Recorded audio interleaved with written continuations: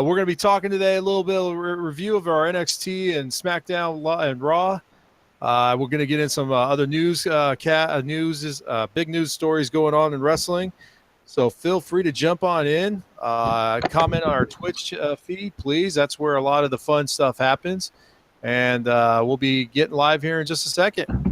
Getting ready to seize your first opportunity to come into the ring and start grandstanding and hot dogging, yeah! I can't help it that I look good, smell good, can dance all night long.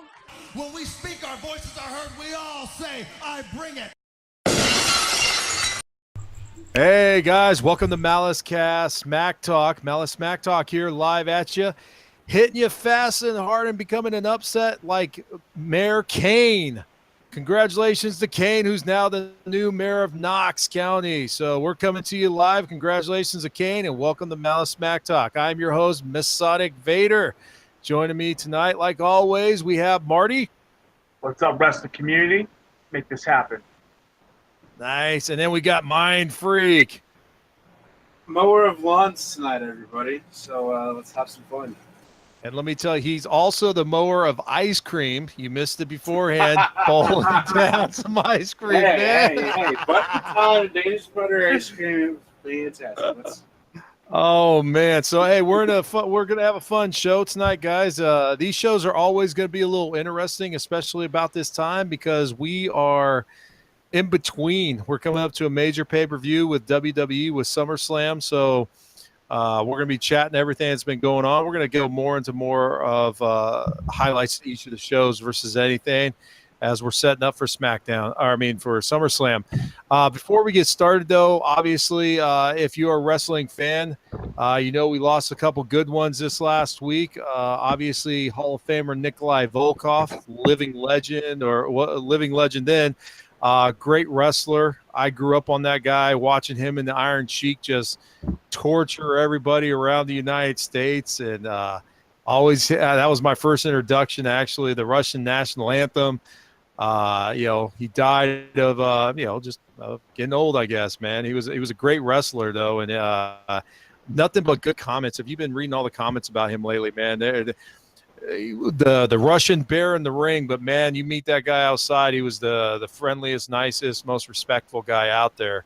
Hey, you guys have any thoughts or things, good memories of Nikolai Volkov at all? Can't say I have too many memories of the guy. He was a little bit above my time. I do know remember watching some matches like Hogan and stuff like that, but just a little bit storyline, something like that, which is a little bit above and before my time. So don't have too many memories of him outside the network. Yeah, that gray hair right there is kind of dating myself right there. Right. Huh?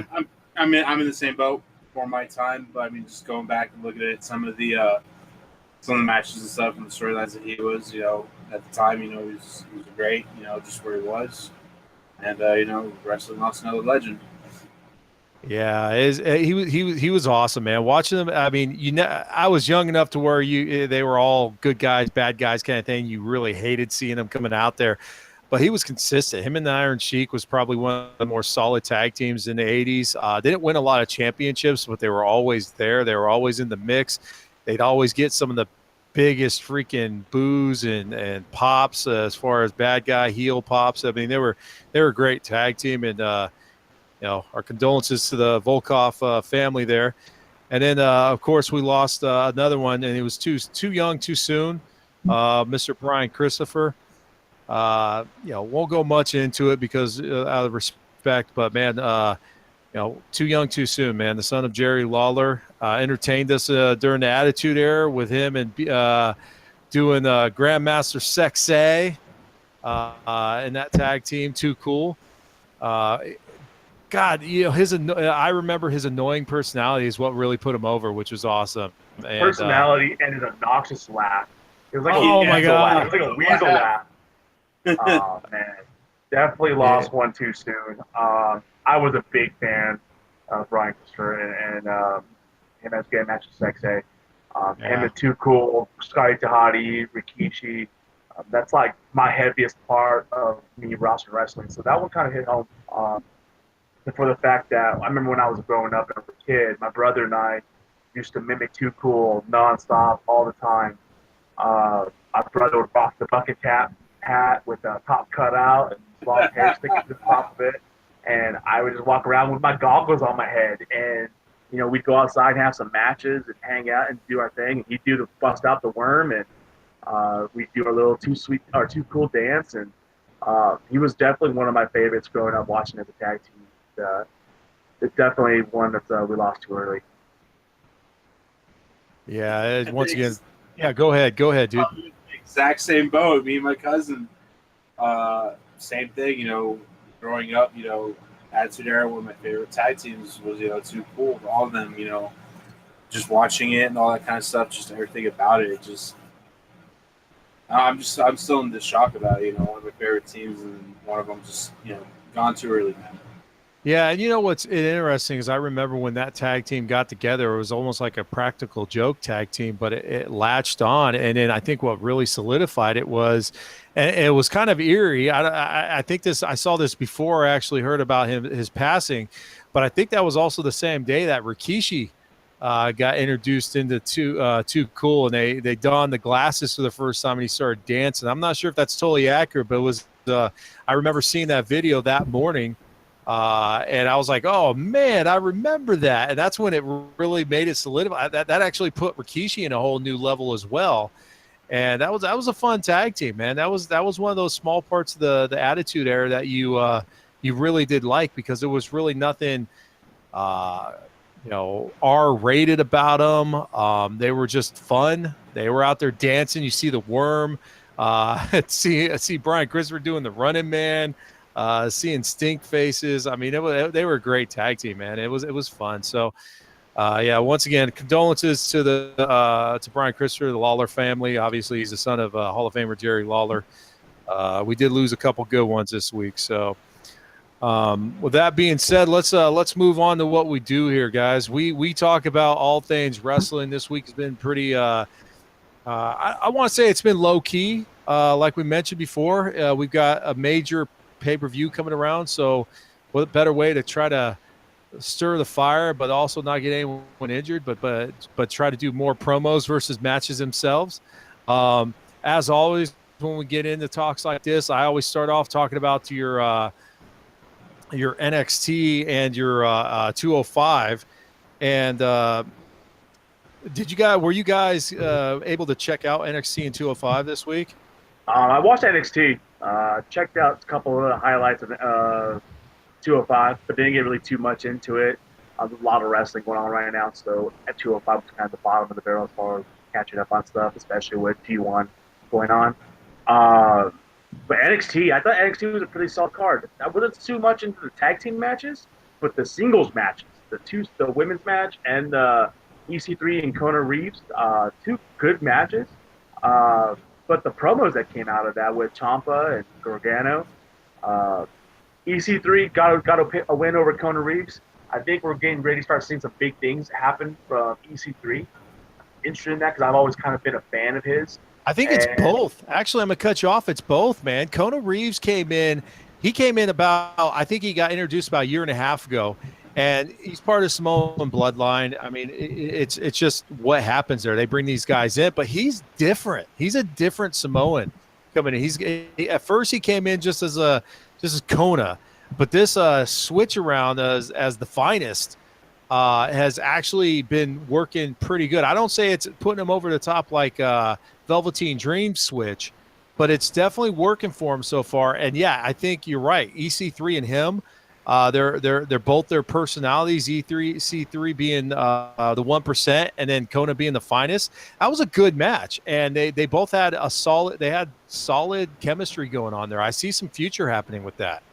Yep, and that's and to come out of that match, I mean, we had this week in WWE programming was the week of promos. Okay, which brand you watched, it was just riddled in promos all over the place. And EC3 Kona Reeves, we had a promo to go with that too, with your boy Velveteen Dream. And, to come out of that, NXT TakeOver Brooklyn, we got EC3 versus The Dream. And that was announced by William Regal. And I think that is going to be a fantastic match. Two guys. I think that Dream's obviously going to be a little more athletic than than EC3, but I think that what he has in power is going to balance out, and I think we're going to get a great match. Oh So- yeah, we are. That's Yeah. going to be a great match. I mean, just kind of seeing, you know, like not necessarily like the breakdown of it, but just the way that they are with the way that their characters are in NXT. It's going to be a great match to watch. It's going to be very entertaining. Yes. So now, if you're watching our show right now, you're obviously a fan of wrestling. But now, not every fan of wrestling knows all too much about the different brands, especially when you're talking about maybe NXT or 205 or whatnot. And for you guys who don't know what's happening with NXT right now, the NXT is coming up with the WWE has done a good job of branding some of their major pay-per-views as what they call takeovers. And out of all the takeovers, the one that's coming up here in a couple weeks, the weekend of SummerSlam, is NXT Takeover Brooklyn. This is in a sense that their WrestleMania. This has always been their top one. This is the fourth one they're going to have in Brooklyn. This is where NXT goes postal. And already starting to see the lineups of matches going on. We just talked about that. EC3 and Velveteen Dream. I do think that this is not only going to be a good match, but this is also going to be Velveteen Dream's match to either put him into championship contention, or he's going to go over so well that they will probably get him moved up to the big roster without giving him a championship shot, just because he's got a huge following on their NXT. It's probably one of the bigger ones he's had that a wrestler's had coming out of NXT, and he hasn't even had his hands on the belt yet. So this is going to be a huge match. And EC3, this is going to be his breakout for WWE. His intro to NXT has been solid, but his matches and everything, his showcase hasn't been yet, because I think he's been overshadowed by the other stuff going on. And so this is, I think, going to be his breakout match. This is going to be one where people are going to really see what EC3 is all about, and could potentially move him up in the NXT power rankings. He won't jump anytime soon out of NXT just yet, but I think it's definitely going to move him up there and get that limelight on him that he needs to have. And you talked about promos. I'll jump into it. I said this. I'm going to eat crow in this. I said if they ever gave Ciampa the belt, man, I would be pissed beyond belief. But I'm eating crow, dude. Ciampa has become my favorite heel. I never saw it before. I think it was because I was blinded by the fact that, like most of the people that watch NXT, we want to see Johnny Gargano win a championship. The guy puts his heart and soul out there to do it. And to be perfectly frank, man, that the heart and soul is what he is. Not only that too was something that we said, I think it was like a month ago. Like, even though Regal said that, Gargano and Ciampa are done, as far as fighting in NXT and stuff like that, we even said they need to have one more match, and it needs to be for the title. Now that, Ciampa has the title, you can very well set that up. Absolutely, yeah. And we were talking about a little bit on the pre-show before we recorded. Now, right now, it's a triple threat match, but as reported to us by Marty, he saw earlier, sounds like Aleister Black has a growing injury and might be out 4 weeks, and he might not be able to actually hit the Brooklyn pay-per-view event, so he might be out. Yeah, so it might just definitely out. He had surgery today to repair whatever the injury was. It sounds like it's a torn groin. Minimum 3 weeks, possibly 4, but we're only like 2.5 weeks away from NXT. So if they're coming back from injury, if he has surgery like that, there's no way for him back in time for a triple threat match of any kind. I think this is someone from upstairs in the heavens above saying, you know what? No, we need one more match. We need one more solid Gargano Ciampa match. Nobody else involved. Make it happen for a championship belt. F yeah, dude. I would go for it. I think the last 2 matches combined alone should be up for recognition at the Slammies, at one of them at least. And to put it on Brooklyn, abso-freaking-lutely, man. Brooklyn NXT is their, like I said, it's their big match. That would be a killer match to see one more time. So NXT was and like I said, man, wrestling fans all know this. This time in between the major pay-per-views, you get pay-per-views all the time, and you see champs wrestling all the way up into the pay-per-view.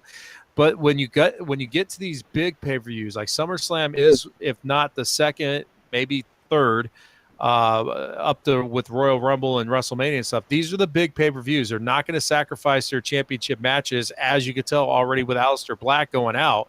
So a lot of this stuff now is going to be top promos. And yeah, by far, Ciampa's promo was awesome. That guy freaks me out. And man, he came back from that injury shredded. He's like a miniature freaking Drew McIntyre right now, man. That guy's just freaking he's ready to go, bro. And that evil persona, that beard, his shirt alone, man. I want to buy that shirt just to scare kids.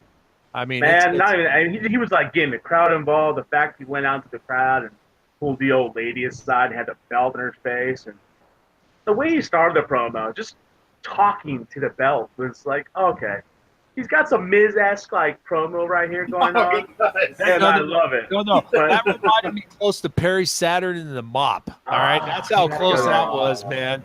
That was getting close, dude, but he pulled it back. As long as he pulls out Al Snow and the head, he has that kind of conversation. Now we're talking something solid. Right? Heck yeah, man. You're right. And I think that's something that NXT provides the fans versus the main show. You don't see too many of the main guys on SmackDown or Raw, whatever, going out there and really involving themselves with the fans. And NXT does that a lot, man. They definitely know what they have going on at Full Sail. And yeah, Ciampa going out there and talking to the fans, man, that was perfect, dude. I think, like you said, NXT, they had some good matches, but I think the promos overshadowed everything. Absolutely. And then the one other thing to take away to come out of NXT leading into the Brooklyn Takeover is the fact that we are now getting Ricochet versus Adam Cole, baby. Cole, baby. For the title. Now, I'm going to put it down right now. Ricochet is walking out with that belt. I second that. I second that. I put the third on that too because they just Ricochet's got a lot. He's got the fans eating out of his hands right now. I'm not saying Adam Cole doesn't, but man, that would be a great rivalry to have for about 2 or 3 months. Having that belt get battled between those two, man, that would be great. I think if we get this Ricochet Adam Cole feud for a few months to get us through the winter, if that might even just go to the fall. I can guarantee you we'll see Adam Cole pop out of the Royal Rumble and he'll be on the main roster. And if we get in the main roster early next year, I think that would be a perfect time to jump him in the program with Finn Balor, or even AJ, because then you have the Bullet Club storyline behind that from the past. Adam Cole was a member of Bullet Club. Yep. I'll go. Wait! I'll go one better, dude. I don't think they'll do the Adam Cole and Bullet Club. I think they'll bring up the freaking the group and have Bullet Club go against man.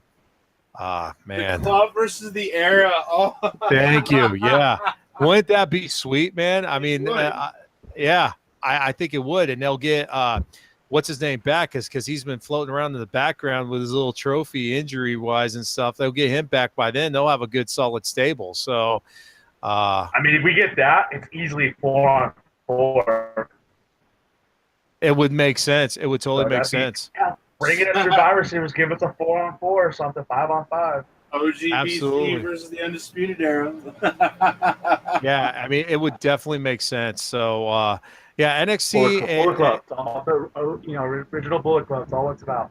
There you go, man. There you go. Now 205 was a little lighter this week. Just jump right into that really quick. They're once again in promo mode, but I will say they the main event they're going to be presenting in a couple weeks here. You got Cedric Alexander versus Drew Gulak. I've been impressed with Drew Gulak over the last couple months. They got him away from his little no more flying promo and he's almost running a candidate to straight up submission expert and just a badass. He's been messing around a little bit with the Brian Kendrick and freaking Jack Gallagher, and it's actually worked really well. It's got him away from that boring. I mean, the slideshow or the presentation stuff was funny, but it just wasn't putting him over or getting him into the spotlight. And this heel turn he had has been really solid. Not only that, but if you look at where he was coming from before that, he was coming off a program where he was teaming up and sidekicking Endo Amori. And when you do something like that, the next program he's going to come out in isn't going to get any kind of attention. It's not going to garner any kind of praise because people are just bored of him because of what he was used to. You know, we saw that on the main roster with Ziggler when he came out of the feud with Jinder Mahal. You know, or Baron Corbin. We didn't. After that, it just kind of like devalued Ziggler, where we didn't want to see him on TV. So coming out of that boring situation of programming with Amori, you know, it took him some time to rebuild himself back up to something of value and that people are going to actually be prominent to look at. And I think he's finally hitting that stride. And I've always kind of liked the guy. Didn't really care for the character back then, but as a wrestler and a performer, I think he's got great upside. And I think I wouldn't mind seeing this program with Cedric Alexander going on for a little bit, and even to the point where he were to win the belt from him. I think that we definitely need to get a belt change on the 205 roster. I think it's been on Cedric Alexander it's been on him for the whole entire 2018 already. So it's definitely time to get that moved out. Yeah, you know, Cedric Alexander is a great athlete. The story for him in NXT has been awesome. I mean, I remember when he was in the tournament and the fans cheered for him. I mentioned this, that they cheered for him so much that, you know, Triple H came from backstage and gave the thumbs up, and next thing you know, he signed to 205. He's great, but I think they need to get the belt from him and let him develop his character more. He's a little bland. His music was really slow at first, and now they've kind of chopped it up where it gets right into the parts of it where it moves. But him as his promos, they're just bland. I think that if they can kind of get him out of the spotlight for a hot minute, let him work some promo work, you know, have Drew Gulak win it, because I really do think Mustafa Ali, which they consider the heart of the 205, could actually have a good run with him as well. And go Mustafa Ali versus Drew Gulak, because they've had some good matches already in the past. So it'll be interesting to see how 205, especially Triple H has done a great job with 205. It's definitely moving in the right direction, and I think it just goes to when they start giving them more time, airtime, or because they've got to start doing some shuffling in their mix again. 205 is starting to. It's getting heavy. They don't have enough belts to go around yet. There's no tag team division or anything like that. So 205, once again, was more of a promo week.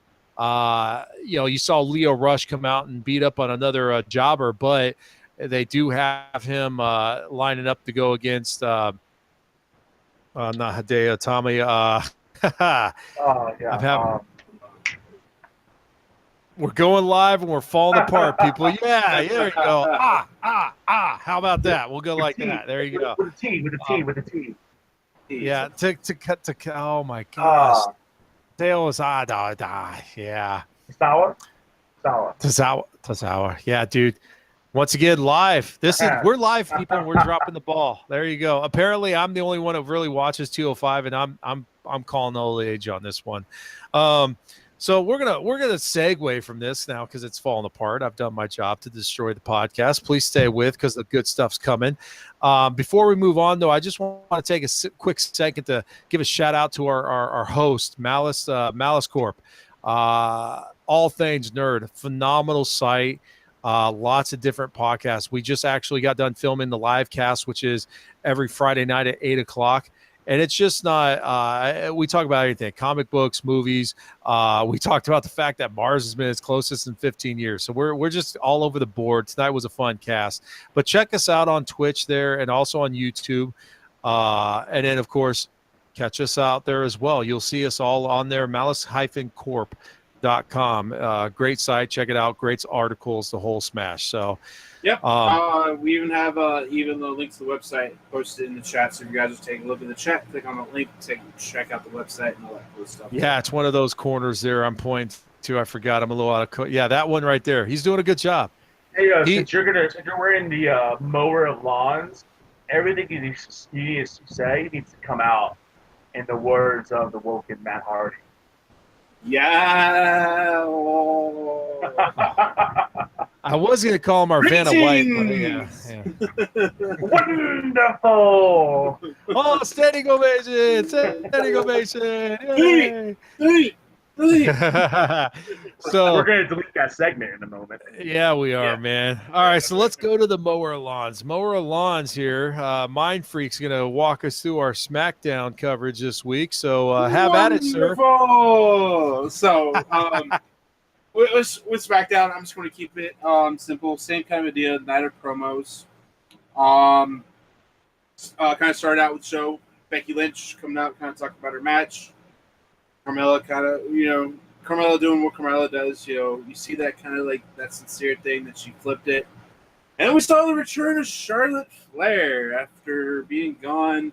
See Marty shaking his head there.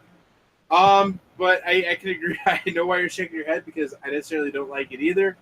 Charlotte was granted a match against Carmella, and she won. She was added to the match. So we now have a triple threat match for the SmackDown Women's title. All right, so I've been holding my tongue on this one. I'm going to throw it out there. For it. Go ahead. Yeah. I'm a big Charlotte Flair fan, but I think this was not a good move. It was a bullcrap move. There's a couple things. First of all, you can tell that Charlotte was a little bit out of sync. Let's start there. Call it what you want, but bottom line, she was not typical Charlotte Flair. She was, she definitely looked like she was on the shelf too a little bit. It's just the ring. It was only a month and a half or so it wasn't long, but it was enough to see that where she was before she stepped out for a minute to try to take care of some surgery, cosmetic surgery stuff and everything, to where she came back to. Yeah, it wasn't there. And you've got to be top game when you're going against Carmella because Carmella's not all the way there. You've got to be the better wrestler and carry the match as she's improving. Like we mentioned again, I don't like the fact that Carmella is the champion, but she definitely has the mic skills to keep that going.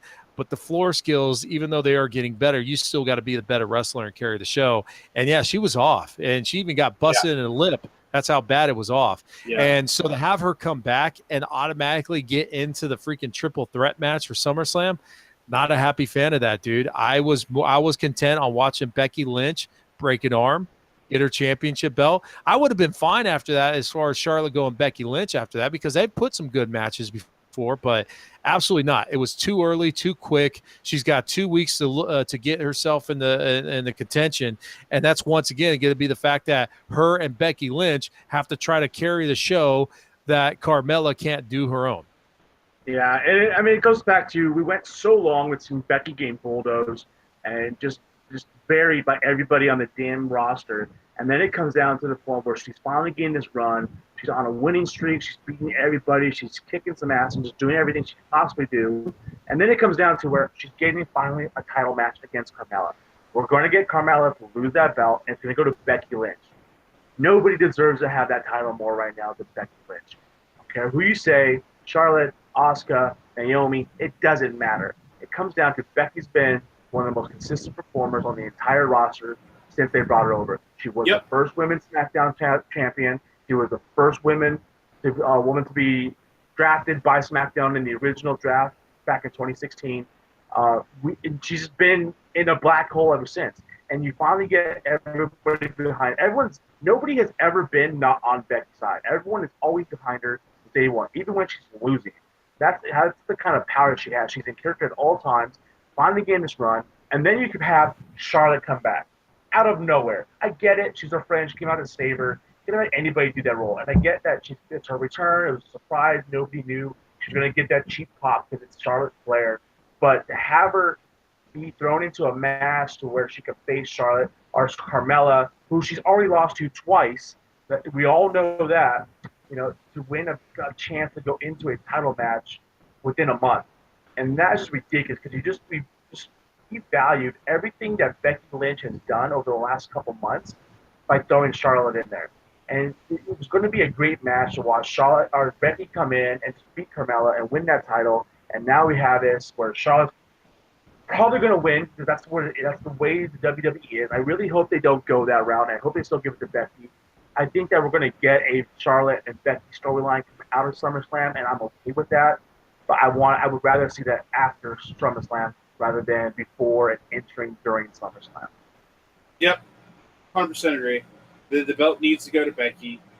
It just needs to, with everything that's been going on, how she is, her winning streak, how she's on this winning road, the fact that I'm a fan, I'm a fan of Becky, I'm also a fan of Charlotte, but the fact that I don't agree with the fact that Charlotte would have this match. Like, I don't like it, and we probably know what's going to happen. If it doesn't go to, if Charlotte wins, why? Becky needs the belt. Plain and simple.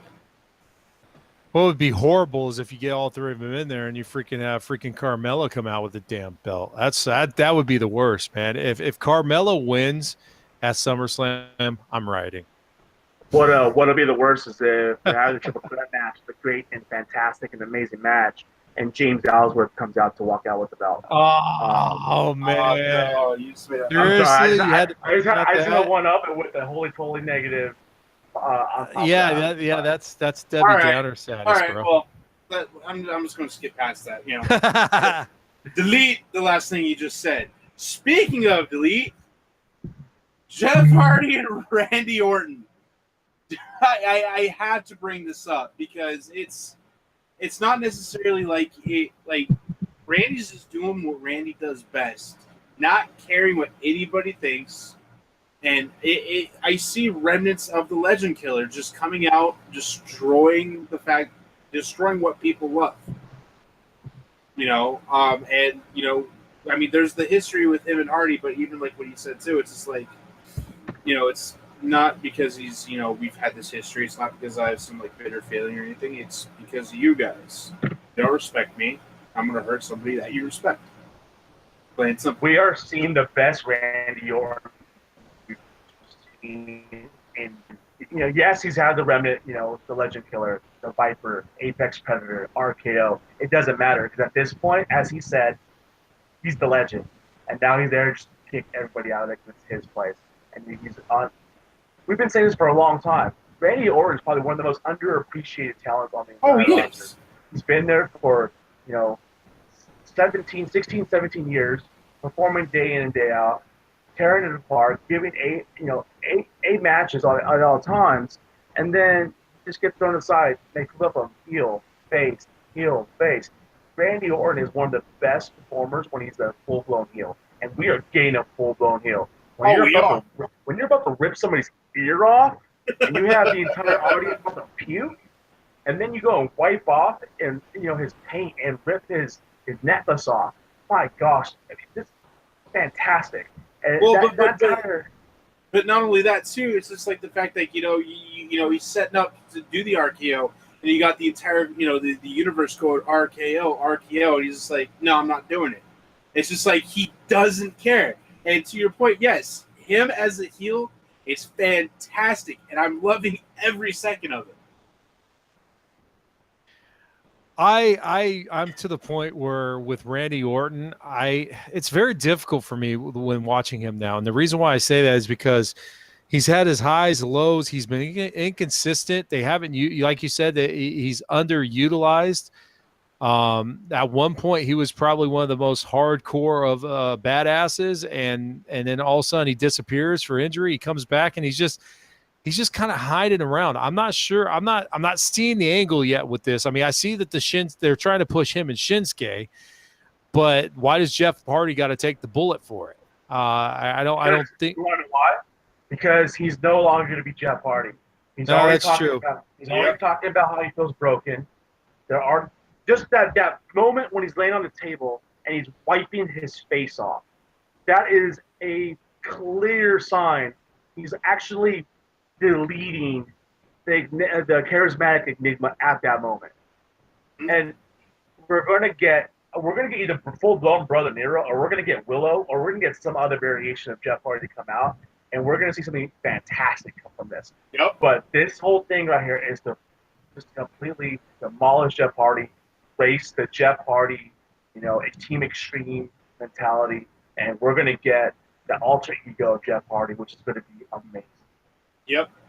Yeah, and I think I said this last week, man. I really do hope I get to see him join the Deleter of Worlds. Yeah, you didn't say nothing last week. You were on your assignment with Coach. The week before. Sorry. How about the week before? How about that? Yeah, I want him to join the Deleter of Worlds. I would love to see him join the leader role. That'd be fantastic. I mean, even Bray hinted at him like a couple months back when he's getting ready to team with Balor and Rollins, and Bray's like, Brother Nero. He's like, what's that about? I don't know. So, yeah, exciting to see what's going to happen with that. But like you said, week of promos, in between pay-per-views, the Samoa Joe promo. Marty's going to shake his head at it. I like Joe. I like what he does in the ring. I like his mic skills and just that rage and frustration that he has and the way he just like meticulously pinpoints it and just attacks with it. I think it's fantastic. I think this program with him and AJ is going to be fantastic. I don't think it's going to be like a one-match thing. I think Joe is going to win the belt off of AJ Styles, even though it pains me to say that. But I could see something like a program with them leading up for the next couple of months. I'm going to skip Marty. Vader, your thoughts on that? Marty's like, yeah, I mean, wait. No, I see something, but you know what? I'm a little burned on the championship with SmackDown. I'm still perplexed that they have AJ Styles as the champ, and to have Samoa Joe. We talked about this earlier with Charlotte. How Samoa Joe just come back out of nowhere and all of a sudden title contention just doesn't make sense to me. And I know this is probably something Marty's going to highlight too. The reason why I think so is because you've had SmackDown going really good. You've lost some of their key players, Dean Ambrose and whatnot throughout the way, and yet they've still been able to put a quality product with the people they have on the show.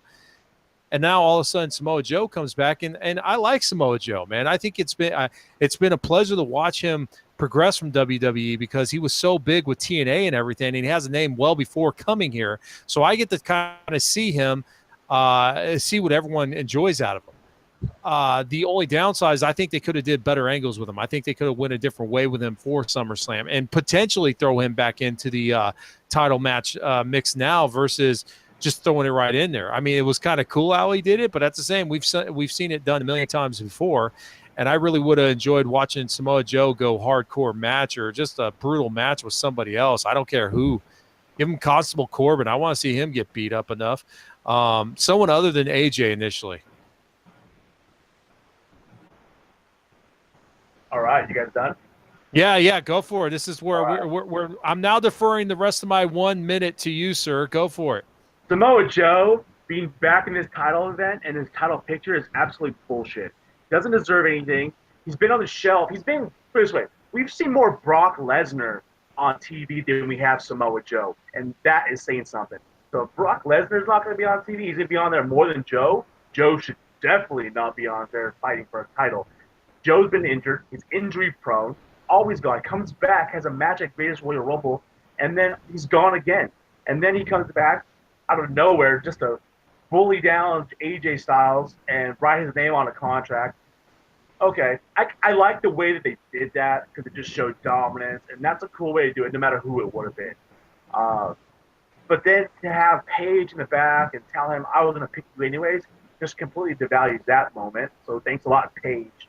But I know that AJ and Samoa Joe are going to have great matches together. They always did in TNA. I'm not a fan of Joe in the first place. Good old E Honda out there doing his thing and start waving his hand pretty soon and trying to block Blanca or something. I don't know, but he's just not entertaining to me very much. With AJ in the match, that's going to be different. AJ can carry a match and can bring the best out of everybody. I'm just not excited or even happy about the fact that we haven't seen him since his injury again, and then all of a sudden he comes back and he's in a title match. First match back with Charlotte Flair again. Comes back from being off TV, title match. And it's ridiculous. I think that if anything, Rusev should have won the belt. If not Rusev, then they need to have a program built up for AJ to lose his belt. He absolutely needs to lose his belt by now. Had it far too long with no action for it to be rotated out. I don't know. Maybe they're thinking that the Universal title isn't switching hands, so why have the WWE title? But I am not for this match. I just don't want to see it happen, and I really hope that Samoa Joe does not win this title. I think he's better off in the chase for the belt rather than winning the belt.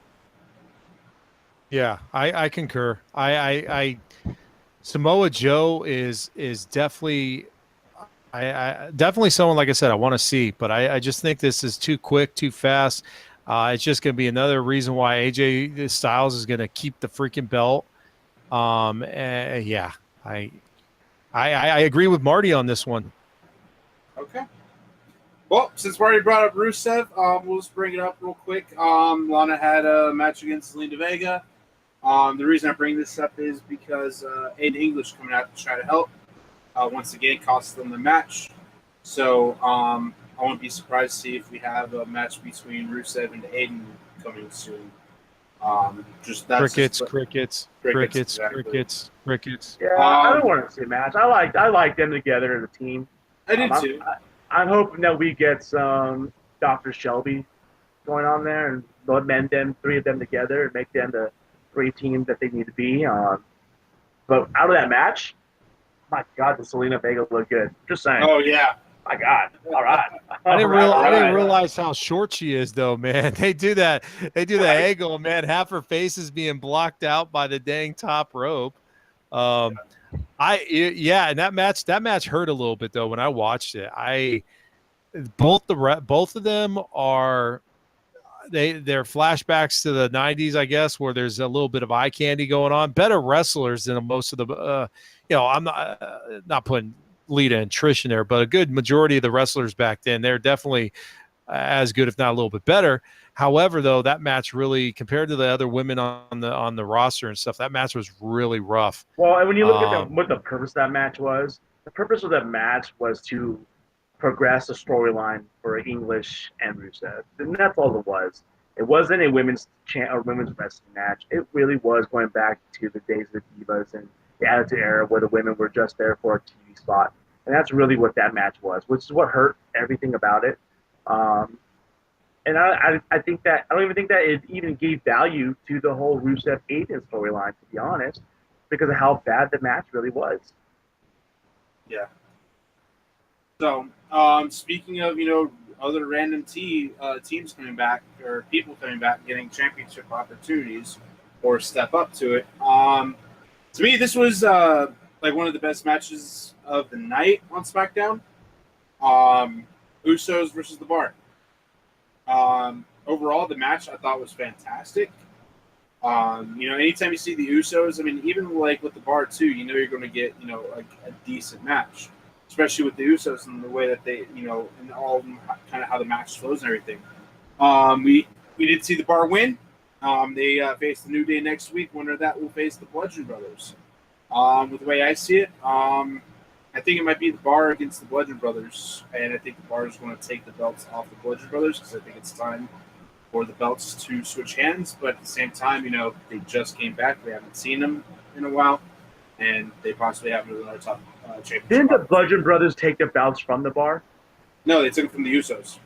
Yeah, the Usos beat the Bar, and the Bludgeon Brothers beat the Usos not too much longer after. Yeah. Got it. Yeah, just another tag team coming back, another team coming back out of nowhere, being gifted a tag team or title match. I tweeted this out the other night. SmackDown a year ago was a land of opportunity. People were begging to go there because it's a wrestling show. It's a show of opportunities. No matter where you are, you get a chance to probably move up and work your way to a title match.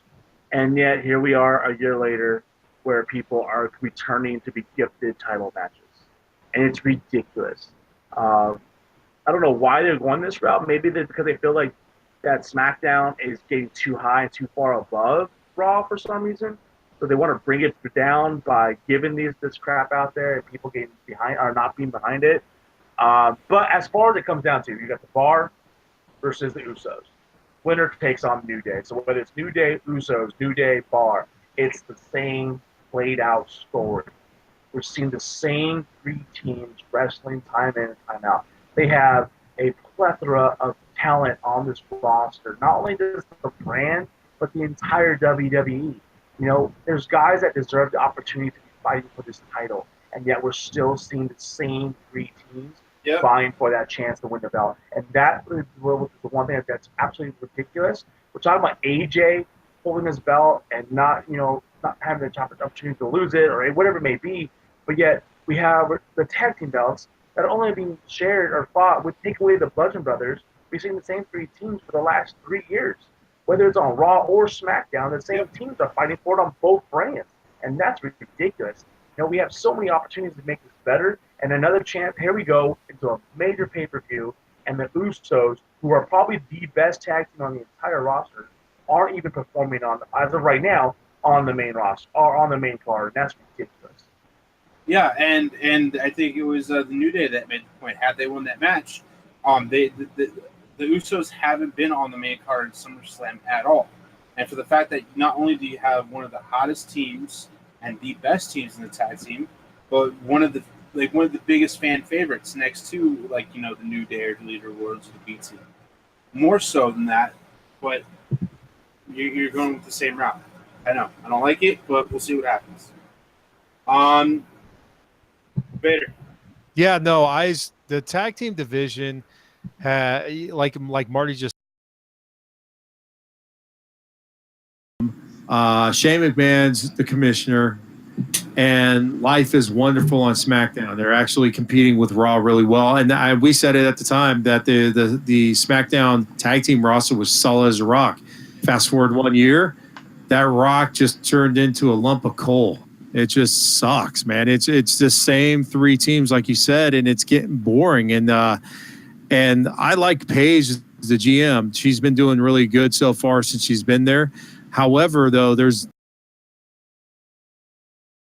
and that division, that tag team division, has staled. No disrespect to the Usos or the New Day. These guys have been doing it, but that's the problem. It's been, like he said, the Bar, the Usos, and the New Day.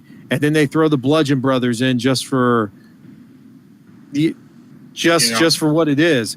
And it kind of irks me because they had it going really well. They need to take a step back really quick and just evaluate the roster and start bringing some teams in.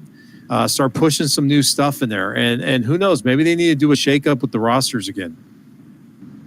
Yeah. Last thing on SmackDown, promo with Daniel Bryan, pretty much challenging The Miz to a match at SummerSlam. Miz doing, the Miz does best, just belittling him as always. So this match is most likely is what's ended up going to happen. It's a match that we've been waiting for since we've had the Superstar shakeup or back a while ago and stuff like that. So I'm excited. We're finally getting what we've been wanting, and this will be one of the hottest rivalries. But it really also depends on too is Daniel going to re-sign? Hopefully he does. Most likely he will. But as we're talking about the pre-show, his contract expires on September 1st. So that was pretty. I've been a proponent of this. I've said it since day one. Since Daniel Bryan's come back, finally we get to see Daniel Bryan and Miz. This has been a promo for 2 years. Honestly, dude, this team on the promo sucked.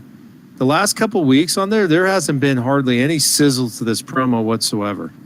What? And I'm throwing it out there. No, let me finish. Okay. Go back to when he was a GM. Put your hand down, man. My hand goes up. Your mouth goes shut. All right. So go back to when he was a GM, man. There was so much heat on that. I don't feel that heat right now. That's the messed up part. I don't feel it.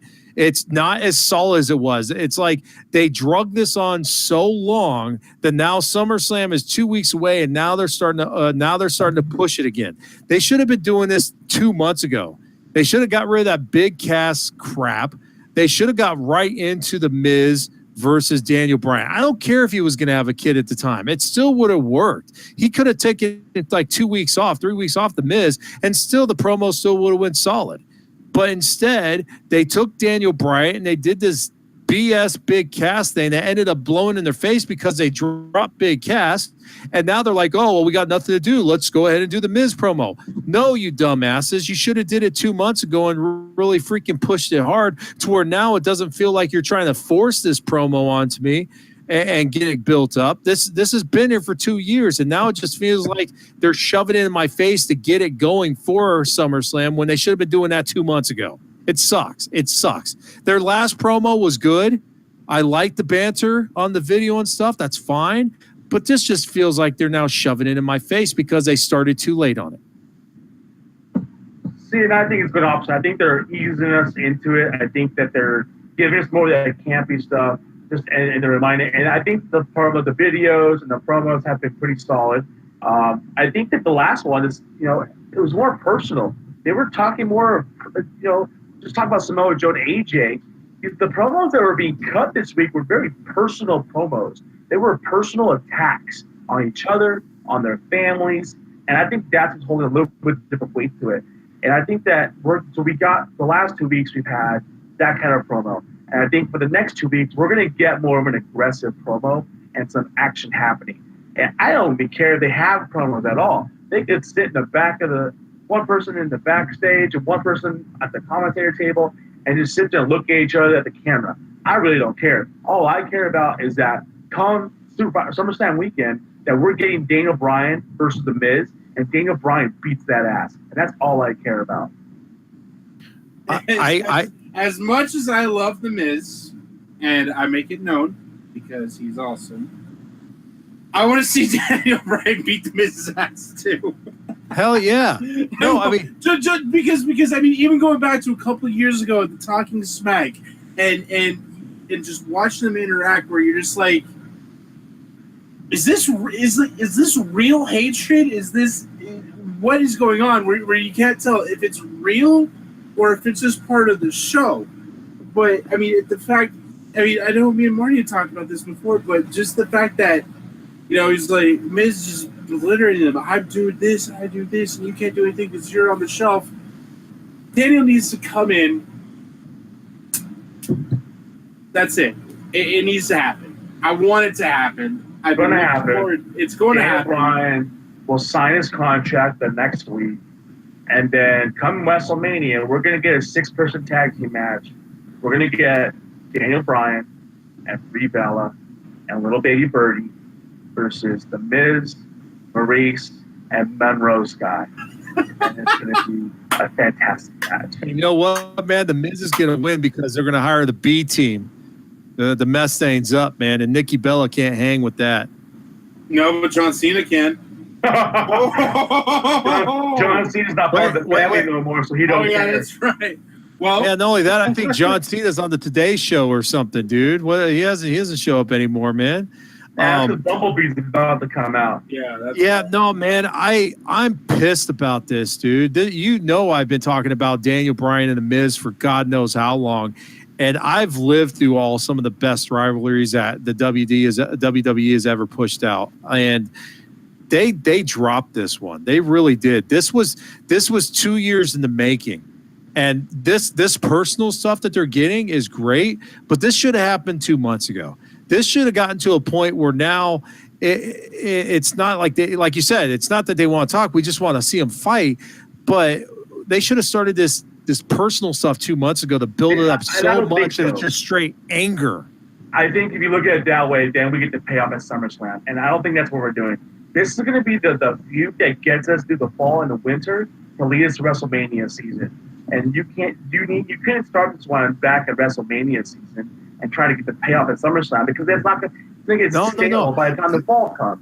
There are some when you do a promo, there are some promos, as you know, that build up to a certain pay-per-view, and then there you go. It kind of falls off, and then maybe later on we'll see a match or two, or they'll try to rekindle it.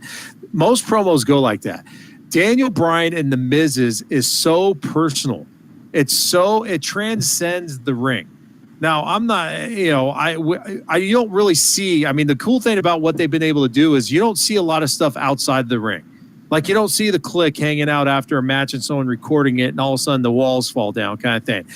If this is a real personal, like, they hate each other in the locker room, they hate each other in life, they are definitely hiding it. Let's throw that out there. We're not seeing anything behind. So we can't really tell if this is really them doing a phenomenal promo or they really hate each other. But when you had this whole thing start 2 years ago on Smack, on After Smack, when he was just talking, he wasn't even the general manager. And you see Miz taking his moves and making them his own. And you see this for 2 years. At this point, you don't need to have personal stuff getting thrown out 2 weeks before SummerSlam. This could have happened a while back. And even you could have did this 5 months ago. It still would be so solid through SmackDown that no matter who wins SmackDown, or I mean, not SmackDown, SummerSlam, that thing keeps going.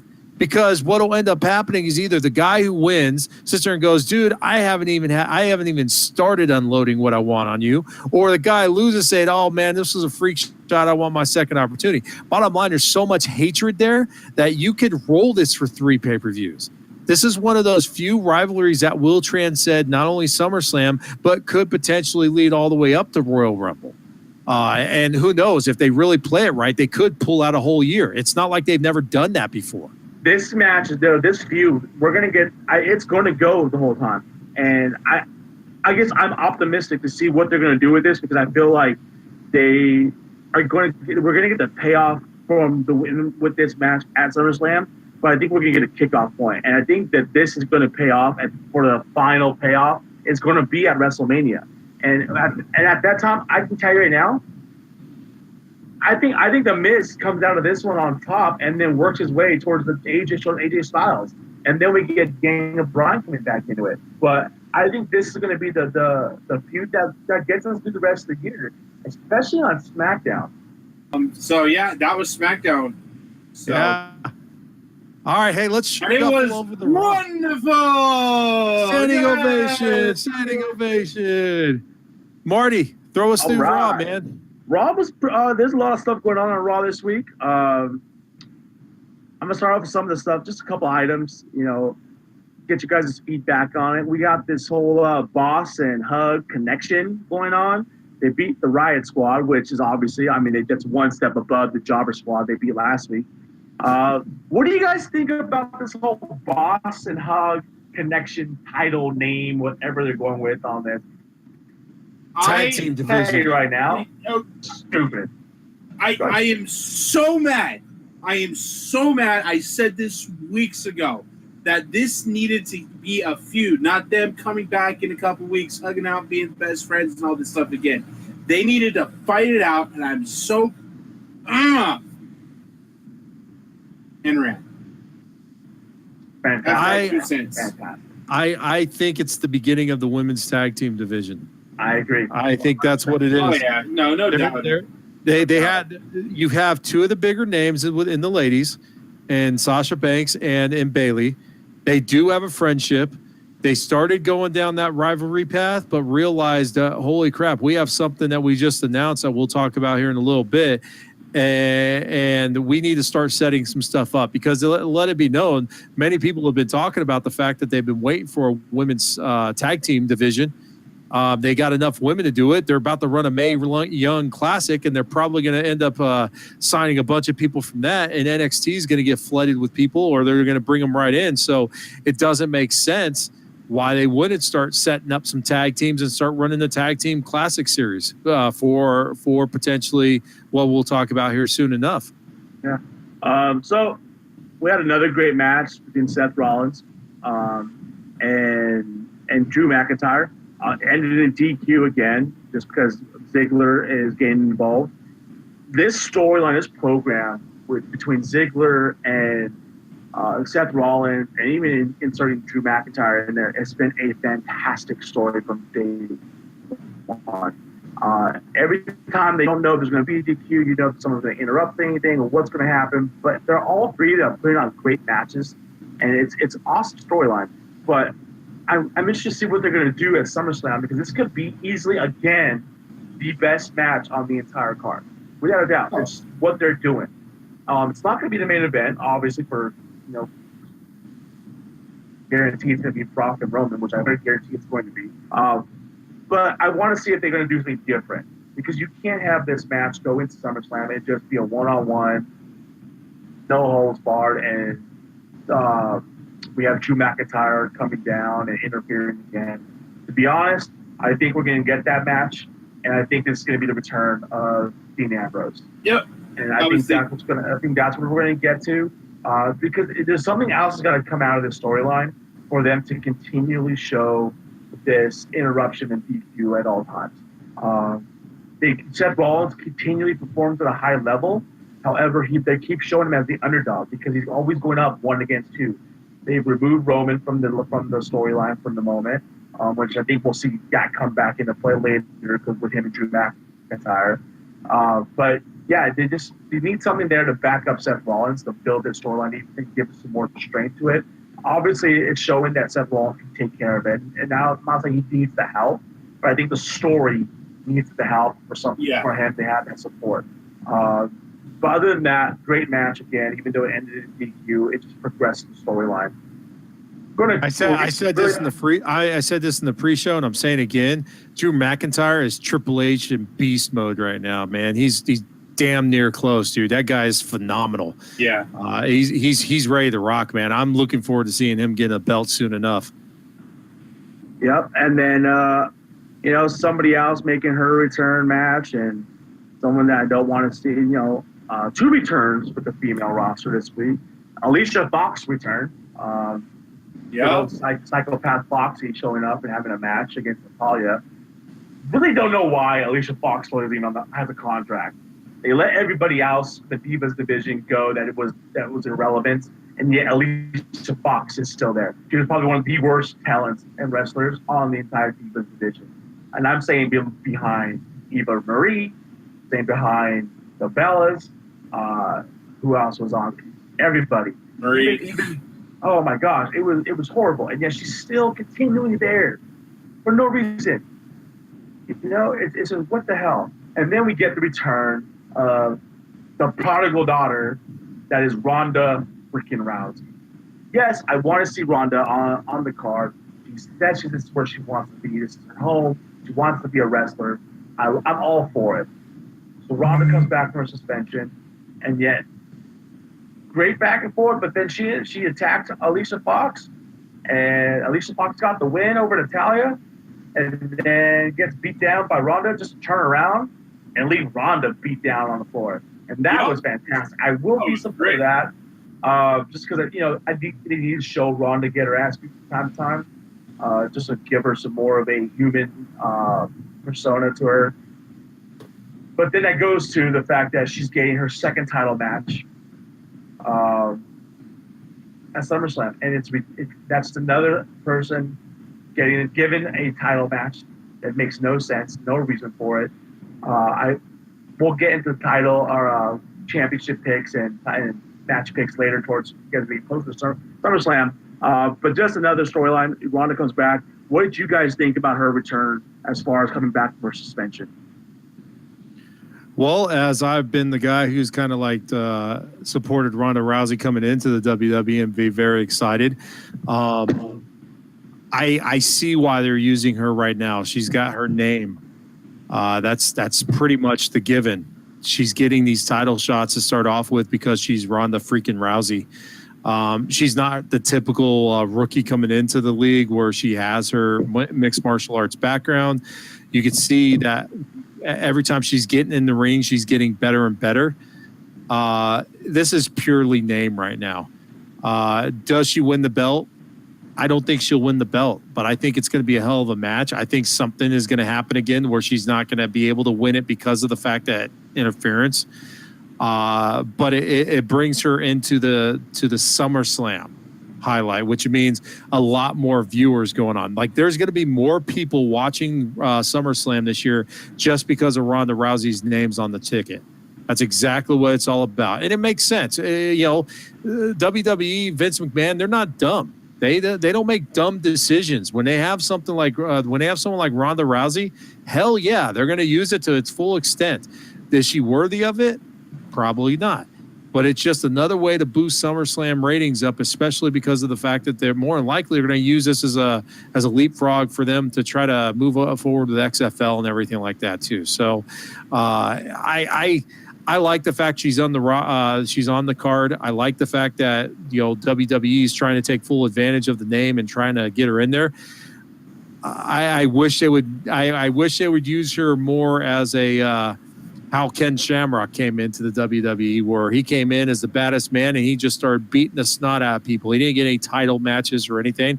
He just beat the snot out of people until about a month or two later, they started talking about maybe giving him a shot at the European Championship. So I like it, but I don't like the early access to the belt, I guess, Yeah, I agree with you.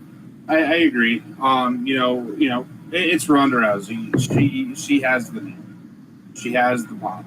I mean, you see how the crowd reacts when she comes out, all that stuff. But really, what it is, it's a boosting thing. It's a ratings thing. It's a money thing. I mean, I hate to say it this way, but I mean, yeah, it's how it is.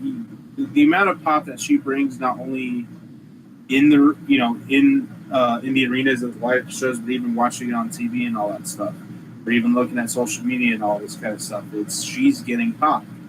So what do you do with somebody that's getting pop? You put them in a title match. So there you go.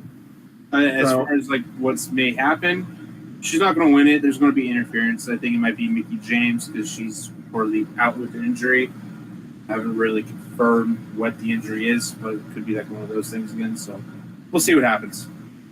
And then to lead to the biggest thing coming out of Raw, we finally got Brock freaking Lesnar on Monday Night Raw. And Wait, hold on. Say that one more time, just so everybody heard. Brock freaking Lesnar was at Monday Night Raw. Wait, I heard. Did you say The Rock? No, not The Rock. Oh, I heard. Oh, Which made me even more disappointed than actually seeing Brock Lesnar there. Right. Give me The Rock. Take away Brock. Give me the belt back. It's a very interesting scenario with Brock Lesnar here. From the sound of it, we're getting Roman cheers the entire night. I think that has to go with the fact that they were in Miami, which basically is Roman's backyard, considering he's built from Pensacola. So it's right there in his backyard. So he is a Florida resident, and that's where he's built from. So he's got the hometown crowd there. And then you got the fact that Brock Lesnar might be possibly the most heated guy in the entire roster because his dumbass can't show up to an event and defend the belt. And he'd rather go do UFC and do his drug testing because he can't fight unless he does that because he's locked up on steroids at all times. But the promos we have with him and the promos we have with Kurt Angle and Paul Heyman are telling a big story right now. And I think that what we're going to get is that I think we're at least seeing the beginning stages of a Paul Heyman turn, which is going to lead to a Roman Reigns flip. And I think that we're going to, whether or not Roman wins the belt at SummerSlam, I'm not going to say that yet because I want to see what's going to continue to happen over the next couple of weeks. But I think that we're going to get something to come out of Paul Heyman turning on Brock Lesnar, possibly siding with Roman Reigns, turning Roman Reigns heel, and getting a much bigger storyline, getting what everybody wants from Roman Reigns, and getting that belt off of Brock Lesnar, whether it be Roman winning it or someone cashing in. But the fact that he sat back there the entire night, didn't want to come out, and then cut the promo that he really doesn't want to be there, rather be at home, he's a medium well steak, read his catalogs, outdoorsman and frontiersman and how not to defend a title bout. All three of the magazines he read.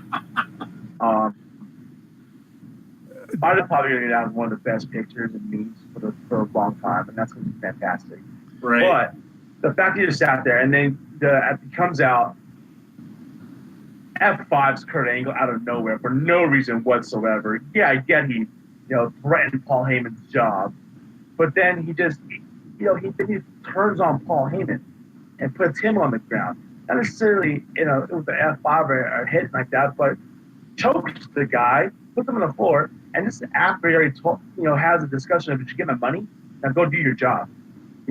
Paul Heyman is a nobody to him. Paul Heyman is a servant to Brock Lesnar, which is why I think that adds to the point that he's going to turn on Brock Lesnar because he's not going to put up with that. And I hope that we get that because I just don't want to see Brock Lesnar on TV. I want him to lose. As of right now, I believe he's billed to be the Monday night after SummerSlam. I'm hoping that come September, we don't see Brock Lesnar for a good 6 to 8 months minimum time, hopefully until next summer. And even then, I don't want to see him. But what are your guys' thoughts? Well, I'm going to tell you, first things first, I think that Brock Lesnar segment brought us the world's greatest meme. Absolutely. Nothing better than just watching him sit on the couch and then you fill in the blank on the magazine. Good God. Something I read over the week, and I think this is an interesting twist, and I think I concur with it. You took Brock Lesnar literally as one of the biggest pops that when he comes out, when he shows up to a show and he comes out, that's one of the big pops they get every night. And systematically and we're not even talking like, say, 2 or 3 months. He hasn't shown up for a long time. But systematically in the last 3 weeks alone, only 3 weeks, and he's had this belt he's had it the longest now. And they've been able to turn him into heat beyond belief, man. They do not wrestling fans do not like Brock Lesnar. They despise him now. And the promo they did tonight the other night was very interesting because now he's gone from Brock Lesnar. He comes out and kicks everyone's ass, and he loves the WWE. To I don't give a crap about the WWE. I got a UFC championship, and this dude ain't gonna beat me. I don't give a crap. It's amazing how WWE has turned him 180 just that quickly. Now, I don't think it's going to be used to push Roman over. I don't care how bad you make Brock Lesnar, and if you give Roman the belt, okay, fine. But I don't think that's enough to push Roman over with everybody just yet. But it's amazing how WWE has been able to flip that switch and turn him into one of the most hated people in all of professional wrestling. And where 2 months ago, he'd come out on there for just a quick show up to say hi and kick someone's butt really quick. And everyone was cheering for him like he was the greatest thing in the world. I'd like to know, if we could ever see a video on it behind the scenes, how much input Brock Lesnar has on this. I would really like to know, because a lot of times when you see these type of heel turns or when you see these types of, for example, everyone knows if you're a wrestling fan, when Undertaker lost his match, it was his blessing that he lost it to Brock Lesnar. Not only that, it was his blessing, and Brock didn't want to do it. That's what would be crazy. But that's my point, though. It's so this quick heel turn on Brock Lesnar, this not even just a heel turn, just straight hatred turn. Where does this lead Brock Lesnar? I think this is his last run. Here's the thing. Here's what I see it.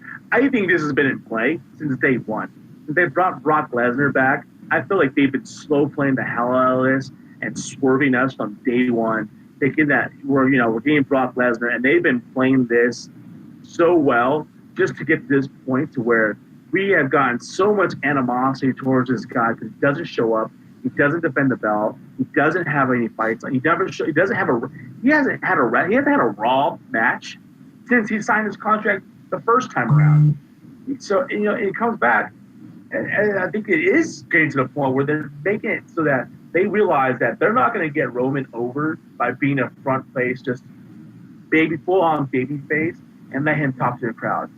They know the only way to get him over is to put him against somebody who's completely hated.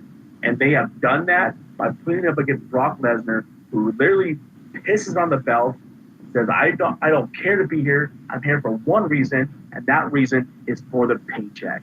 And he told us that blatantly in front of the camera last Monday night. So by doing that, you're absolutely getting everybody behind Roman Reigns.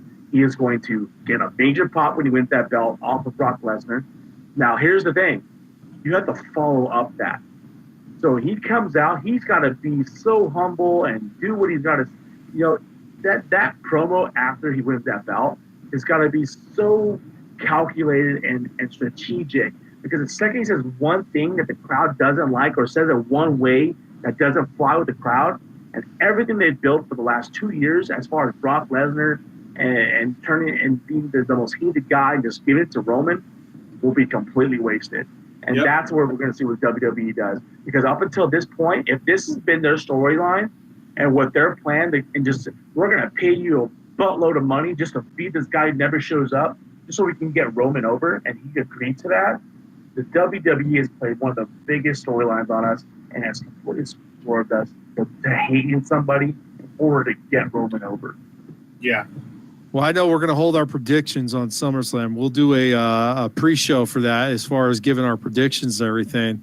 I mentioned earlier in the precast, I think I know where WWE is going to go with it, but we'll hold off on that till we do our precast show for what's going to be happening there. Since I know we're getting close to the end of the Raw here and to the show, I want to just spin off really quick and just say really quick, what your feelings, what do you guys think your feelings? I mean, I just kind of heard everything, but all in all, when it's all said and done, do you think this is Brock Lesnar's last run? No. I think we're getting Brock Lesnar everyone knows he's an attraction, much like Andre was. I think this is going to be well, it depends on what you mean run. If you're talking about title run, yes, I do think this is going to be his last title run. I do think that we may see him again with a final run with the organization, maybe possibly going for the belt and not getting it. But that would be just because that's a payoff at the end. I don't think that Brock's going to be is the kind of guy who says, I need to have a farewell tour or a farewell run, like a walk away into the clouds and say goodbye to the organization and the business, because he doesn't give a shit. He don't care about the business. So I don't think we're going to get that from him. But I don't think we're done with Brock, because I think the second that the WWE and Vince feel that we need Brock Lesnar out there, they're going to throw him a briefcase of money and say, hey, show up 5 events over the next 2 years, and he will be there because it's money. My freak, what do you think, bud? I agree with everything Mario just said. Of course you do. Well, when it comes to this specific situation, yeah, Brock's on his way out.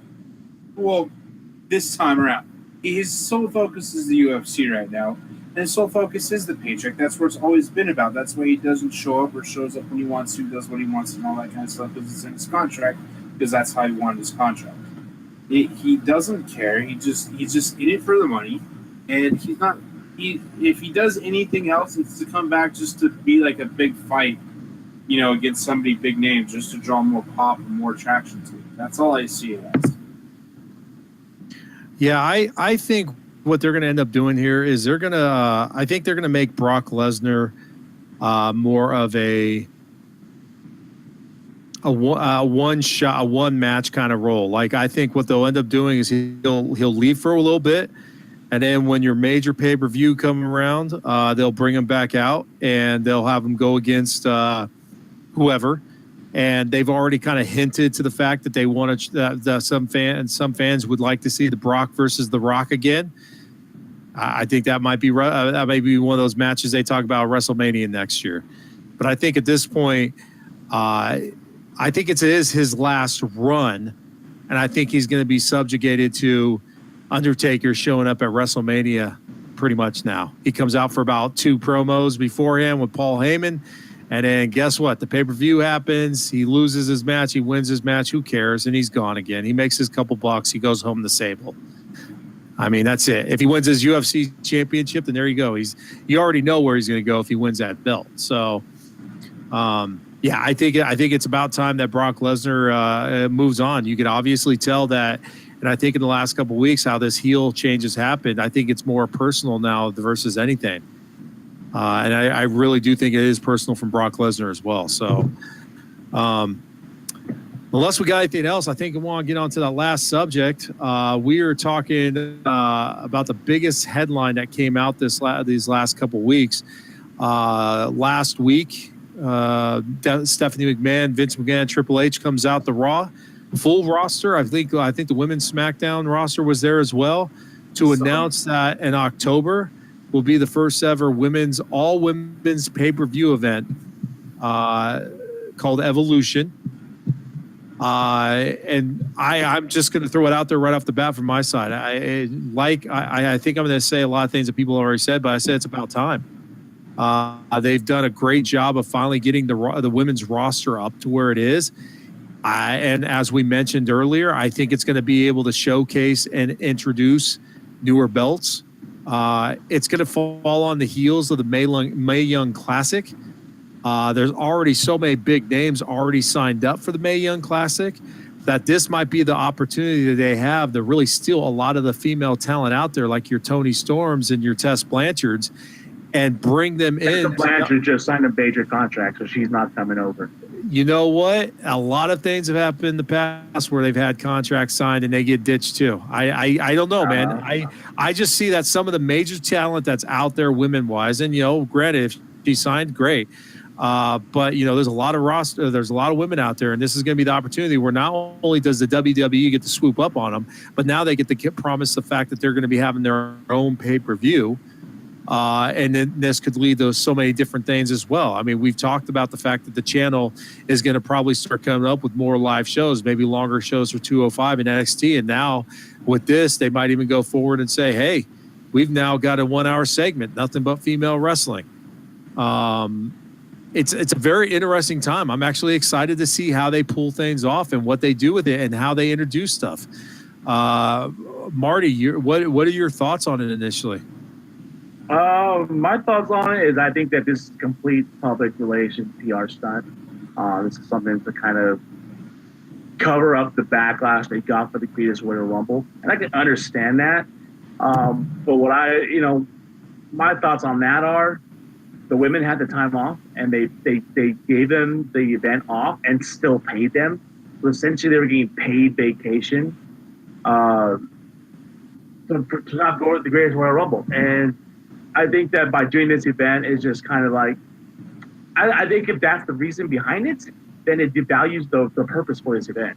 Now, if they were doing it just out of nowhere and we're going to have a great match, a great pay-per-view, and we're going to showcase the women, which they're going to do either way, but I think if it came about organically, I would be probably a little bit more behind it. I'm probably going to watch it. I'm not going to say I'm not going to watch it because there's a lot of female talent that I do enjoy watching. And I think they're going to put on some great matches. And I hope that they do introduce some new titles because I think this is a great opportunity for them to bring those tag team belts. And I've been talking about this all year long, and that they need to bring those tag team belts and give more to the division rather than having 2 belts to be fought over for the entire time. Now, before you go any further, though, I got to step in here really quick. So what you're saying and what you think it is that it's backlash from the Greatest Royal Rumble. Yep. I mean, here's the thing, dude. I get what you're saying on that, and I even said comments to the fact of like, dude, what the heck? You're gonna have something like that, and not have the ladies there. I get that, okay. However, though, man, I have to disagree with you a lot on this, and the reason why I say that is because of the fact that where we've seen women's wrestling grow over the last 2.5, 3 years, growing through NXT with the 4 horsewomen of Becky, Charlotte, Sasha, and Bayley. To see where NXT is now going, where now they have the 4 horsewomen of the UFC in there with Baszler and whatnot. To see Kari Singh, to see all these women coming through NXT, and you're looking at the main roster that has a plethora of talent and not enough stuff to go around with it. You could see that WWE's been pushing in this direction well before, and I don't think this is backlash because I would consider it backlash only if they never had something like the Mae Young Classic. If the Mae Young Classic never existed beforehand, then I would totally be like down with you and be like, yeah, bro, this is totally what it is. They got so much crap because of the fact that they had this thing somewhere and they were just catering to whatever. But they have been forcing the issue and they have been pushing the WWE women's part of it. Like I said, you're telling me right now that they don't care about backlash and they don't listen to what the people are saying. I could tell you that I haven't seen enough backlash on the internet to sit there and say, yeah, this is all about it. Like I don't see an article every day about WWE getting grief. When the Greatest Royal Rumble came out, there was like 5 articles a day about it. And if you're not talking about backlash, there was so much backlash about the name of a battle royal at WrestleMania that they changed the name of that event. You're going to tell me that they didn't get enough backlash for the fact that women were on a pay-per-view, that they decided, you know what, we're going to give it all women's pay-per-view, and we're going to give that public, that PR, to take away some of that negative, that outcome that we had for not having the women at the Greatest Royal Rumble. If the Mae Young Classic never existed, Yes, I would agree with you. But the Mae Young Classic was a starting point to bolster that up. They didn't have So to you do tell that. me That we're was going to well have before. Are we going to have a 205 pay-per-view? Are we going to have? Are we going to? You think we are? Because we're not going to. Dude, they did. The 205 brand started off with like a series of small, like combination of. Doesn't mean they're going to get they're not going to get a pay-per-view of it. They're going to get a show. You're telling me that you're excited to watch a 4-hour pay-per-view of some of the worst wrestlers and some of the worst worst promos and speaking talent on the entire roster. Was the Greatest Royal Rumble the first pay-per-view that ever have showed just male competitors? No. Exactly. That's my point. They've had many of pay-per-views before this that had no women matches whatsoever. Right. That was before the women's evolution. There you go. That's my point. The women's evolution has grown to the point where not only have they had the women's evolution, and they're talking about the evolution all the time, and then they have a pay-per-view right in the heart of it all with no women. That's where the backlash came from. I could see your point of view, and there was probably some fact to that, but I think this was something in the making well before before the Greatest Royal Rumble came around. Like I said, if it wasn't for the fact that they had the Mae Young Classic and the success off of that, then I would be agreeing you 100% and be like, yeah, this is total PR. There's probably some validity to it to a point, but it's not purely off that. It's simply that's the way the deck rolled. Hold on a second. We got to get Mind Freak in here because he's over there yawning, dude. Throw your sense in here, bro. I'm excited for it. I mean, don't get me wrong. I see all the points you're making, Marty. I understand it, but I agree with Vader on this one.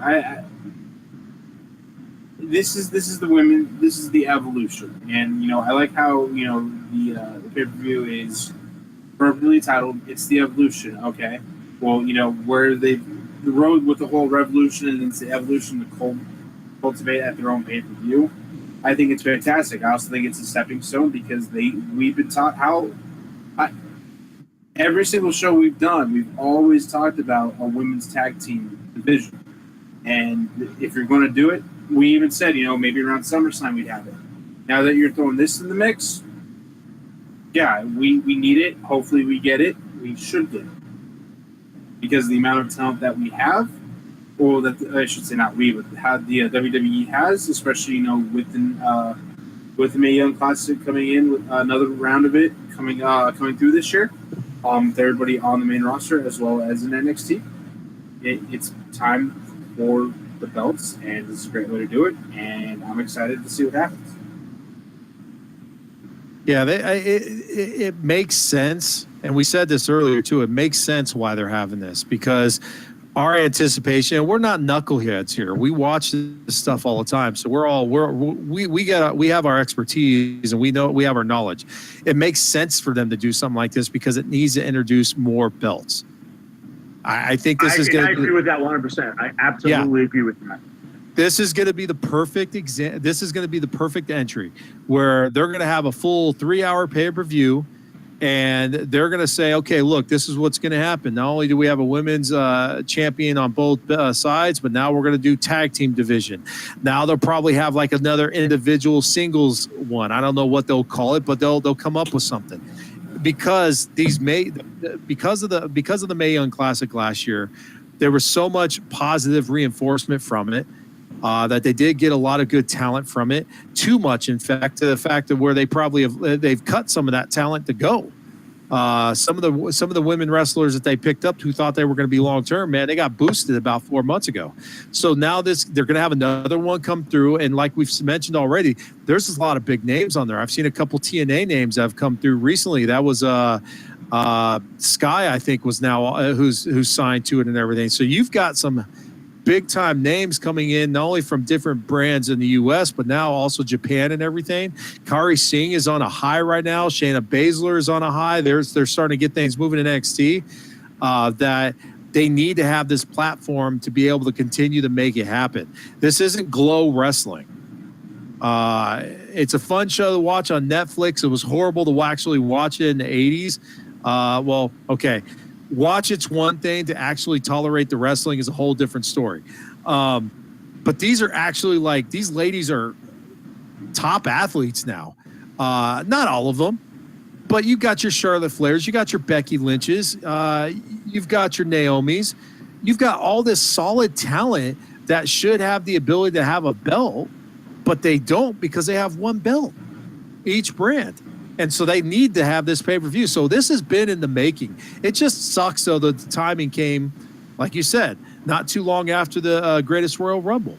It wasn't the greatest PR thing, and you could definitely tell they did it more for the money versus anything else, especially when you see the front rows or guys are in freaking recliners and stuff, dude. So that's definitely not your normal pay-per-view. But the time, other than the timing, this was definitely something that they had planned. They just needed the right time, and they found the spot. They're going to probably, I don't know which, I can't remember what pay-per-view they ditched. That was in October. I don't think they ditched one. I think they added one. So they're going to have two in October? But yeah, they're going to have a regular pay-per-view, and then they're going to have the, because you got to look at it this way. You're going to have a pay-per-view because the one after that is going to be Survivor Series, which is kind of like a gimmicky pay-per-view now. It's not the same. Survivor Series. Yeah, that's a conversation later so you're on. You have to have a pay-per-view in October, or else you're not going to have a solid pay-per-view until December. And that pretty much comes into the road to Royal Rumble. You know what I mean? Yeah, so, now I'm going to throw one more thing about the Evolution that I think is awesome. And this is the part I really named it after Triple H. and Ric Flair. And no, is the fact that not only are the women getting the show, but now we're gonna with this coming around, there's a lot of individuals out there in just the indies and stuff like that. A lot of females, like we've been talking about Toni Storm in the past and everything. There's a hell of a lot of quality talent out there in the indie circuit that just hasn't had the ability to get their pop yet. This is going to open up so many doors. And that's what I'm, and I don't want to sound like some emotional puss or something like that, but let's be frank, man. Up until the last 6 or 7 years, the women have been nothing but escorts, TNA, and some talent. Like in the last 30 years, you could probably think of on one hand, real true talent that's come out of the women's division of both of any franchise. I mean, names like Alundra Blaze. I'm not going to reach back and go to the Fabulous Moolah because she was in it for so many years, but she trailblazed back then. But just last 30 years where women's wrestling was almost a joke and they were just escorts and whatnot. You had Alundra Blaze, you had Trish Stratus, you had Lita. There's only so many people that came out of that, and the rest was just a joke. So now you're going to have their own pay-per-view, and it's going to give the opportunity for women, for not only in the WWE, but for now all these indie shows to finally get to a platform that will allow them to be on TV. Not local TV, not your high school TV. And I'm not dumping on Ring of Honor. They're doing a hell of a good job for being one of the indies that are coming up and everything. But these women are going to have much better exposure coming into the WWE and now having their own pay-per-view, and I hope it continues moving forward. And I'm gonna watch it because I have too much talent not to watch on there. Whether or not it's a PR stunt or not is going to come about how they run this program. Because if they do a really shoddy job, then you can tell that they just do it together to cover up the stuff. But if it's a high quality event and it's one of the best events and the matches are solid and great matches and the storylines make sense, everything just falls into place properly, then I can see your point of it being something that's been in the works for a long time. But if none of that happens, and it's just a pay-per-view with old-timers coming in with the new-timers and this final match and this title match and this title match and just this mixture of people fighting for the heck of it, it's completely a cover-up pay-per-view. The only reason why I have faith in it is if you go back and watch the introduction, I got 3 letters for you, man. HHH. That guy, when he talked about it, you even saw it. He broke for a second. He broke character. He held back a little bit for just a second. And that goes to what he's done with NXT, what he's doing with 205. A lot of that stuff was him and Stephanie McMahon, but Triple H is running the show when it comes to doing the shows and everything. And he's put a lot of time and effort in the women's division where it's at now. And when he choked up a little bit, that right there showed me that this is going to be a good show. And as long as Triple H has his hands on the show, that pay-per-view is going to be epic. It's going to be epic. And I can't deny that. I agree with that 100%. Yep. Sweet. Well, hey, at least we finished off on all agreements, huh? Yeah. And I like the fact that if you guys haven't seen our show yet, most of the time, I would say 99% of the time, it's like Marty says something, and then I go, yeah, you're right. You're totally right. And then freaking Derek goes, my freak goes, yeah, you're totally right. Let's do this. You know, and it's always we're agreeing. I liked punching you in the nose for a second. I got to have my Corey Graves heel turn at one point. Hell yeah, man. Shut up, Saxton. What? I'm going to start wearing my Shut Up Saxton shirt. Or What? Did you get that? That has got to be the greatest I'm just shirt. going to come up here from now on to have like my Mandy Rose cut out just right here. Just stand here. Watch. Well, you'll have the cutout. I'll give her a call later, have her show up here. No, well, hey, guys, you know what? We anticipated coming here just kind of blowing through things. But once again, man, this if you've watched our shows usually go about an hour and a half, and we can't stop it. The reason why is because we just do nothing but talk about it. This is what guys who like watching wrestling for the actual content and for the actual ability of what you see talk about. We're not paid. We're not doing anything like that. This is just pure talk. So please, when you guys show up on our and watch us next time live, because this is our second show, we'll get better at telling you guys what time, and we'll even get to a more consistent time. Maybe earlier time is when somebody moves. Yeah. Instead of coming to you guys live from 11:30 to 1 o'clock in the morning on Twitch, to do it a little bit earlier, but you know. Yeah, because we are taking away from someone streaming game time from some other place, and I don't know where it's at. But yeah, we really appreciate you guys showing up. We want you guys to put comments in. Please follow our Twitter stuff. Malice Smack Talk on Twitter. That's where you can follow us as a group.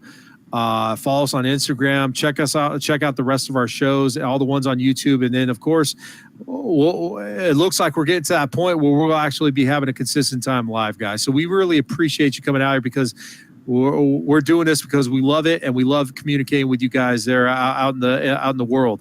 Mind Freak, where can these guys? Where can our fans follow you?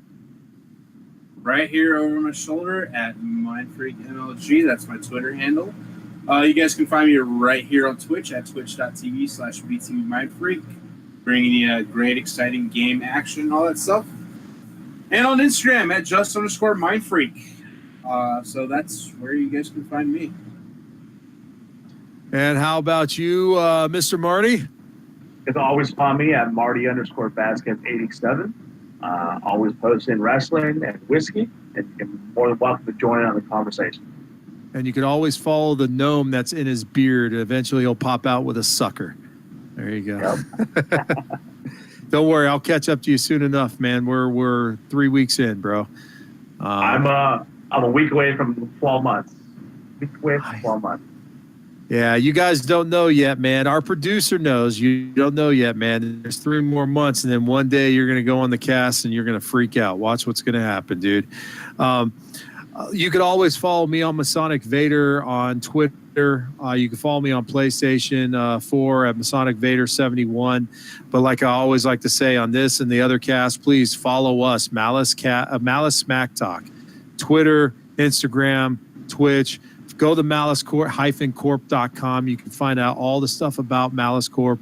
It's a phenomenal organization. And, of course, if you guys like to find the sweet swag, I found this nice little gem here for $8 on Amazon. When you're at malice-corp, click on the little Amazon link, buy something there. It helps support us small-time streamers. So just trying to get bigger. Well, we thank you very much. Our producer, Mess, is probably falling asleep here, so we got to get going here. So we will see you next week with another round of Malice Smack Talk. Thank you so much for showing up. Of course, like we always do, give us that 1, 2, 3. Good night, guys. Take care.